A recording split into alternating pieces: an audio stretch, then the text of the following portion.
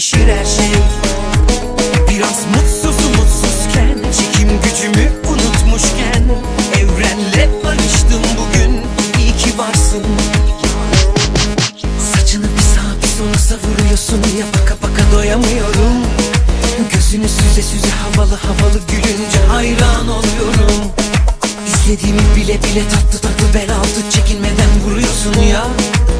İstediğimi göre göre nazlı nazlı gizliden renk de veriyorsun bana.